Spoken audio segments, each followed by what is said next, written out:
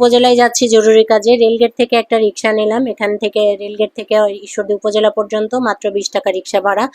তো 3-4 মাস আগে আমি আমার ভোটার আইডি কার্ডের কারেকশন দিয়েছিলাম, যেখানে আমাদের পার্মানেন্ট অ্যাড্রেসে কিছু ভুল ছিল।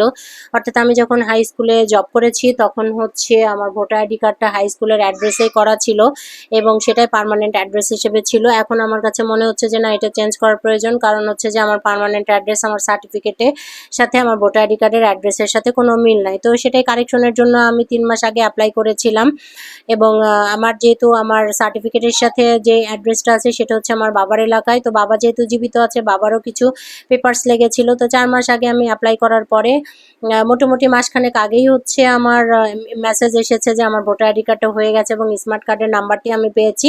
যদিও ঈশ্বরদীতে কিন্তু স্মার্ট কার্ড এখনও দেওয়া হয় নাই, তারপরেও আমি স্মার্ট কার্ডের নাম্বারটি পেয়েছি এবং কারেকশন অলরেডি হয়ে গেছে। তো এই জন্যই আমি নির্বাচন কমিশনের অফিসে আজকে এসেছিলাম আনানকে সাথে নিয়ে।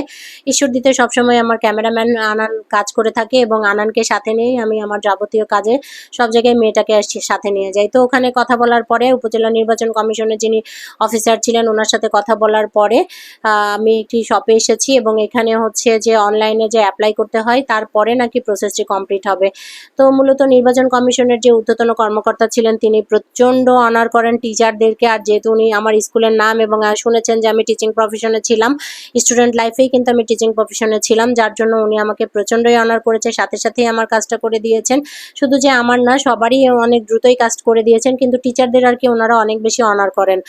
তো আমি এখানে আসার পরে এই দোকানটাতে এত ভিড় ছিল আর গরমে বসা যাচ্ছিল না, অস্থির হয়ে গিয়েছিলাম পুরো প্রসেসটি কমপ্লিট করতে। মোটামুটি আমার 30 মিনিট সময় এখানে লেগেছিল গরমের জন্য। এই যে ঠান্ডা আমার লেগেছে, এই ঠান্ডা কিন্তু আর কিছুতেই ভালো হচ্ছে না।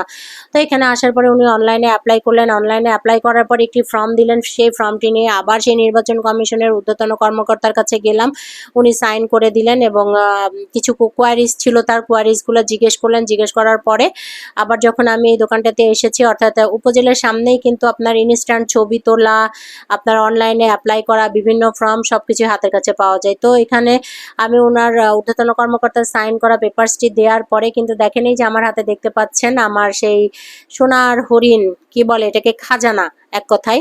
তো আমি খাজানাটা হাতে পেয়েছি, অর্থাৎ আমার ভোটার আইডি কার্ডটি হাতে পেয়েছি এবং পুরাতন কার্ডটিও আমার কাছে আছে, নতুন কার্ডটিও আছে। আমার কাছে খুব ভালো লেগেছে যে না, ঈশ্বরদী আসার পরে আমি সার্থক কাজ করে।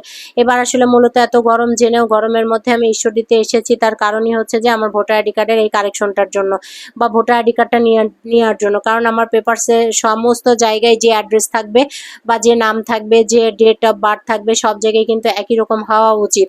আর শুধু আমার না, এটা সবারই। তো যেহেতু আমার একটু ভুল ছিল, তো ভুলগুলো কারেকশন করে নিলাম। তো এই সাথে আমি কিন্তু চাচ্ছিলাম যে আমার ছবিটাও চেঞ্জ করতে, যেহেতু শাকচুন্নি মার্কা ছবি ছিল। পরবর্তীতে চিন্তা করলাম যে আমি যদি এই সময়ের ছবি দেই তাহলে কিন্তু সেই সময়ের ছবির সাথে আমার চেহারা মিলবে না, কারণ তখন আমি 52 কেজির একটা শুকনা টিনটিনা মানুষ ছিলাম আর এখন আমি কি হেলদি হয়েছি। তো সবকিছু মিলাই যখন আমি ভোটার আইডি কার্ডটা হাতে পেয়েছি, আমার কষ্ট সার্থক হয়েছে। এই গরমে ভিজে বাচ্চাটাকে রেখে এসেছিলাম, সবকিছু মিলাইয়ে আমি খুব হ্যাপি। তো কাজ শেষ করার পরে আবার আমি একটু যাব ঈশ্বরদীতে, অর্থাৎ ঈশ্বরদী বাজারের মধ্যে যাব। আনান আমাকে কিছু গিফট কিনে দিবে, অটোটা ভাড়া করলাম। ঈশ্বরদী বাজার পর্যন্তও কিন্তু 20 টাকা, অর্থাৎ আপনি রেলগেট থেকে এখানে আসবেন তাও 20 টাকা। আজকে এ পর্যন্তই। সবাই ভালো থাকবেন, আমাদের সাথে থাকবেন, আর আমাদের ভিডিওটি ভালো লেগে থাকলে অবশ্যই সাবস্ক্রাইব করে পাশে থাকবেন। Thank you for watching, by.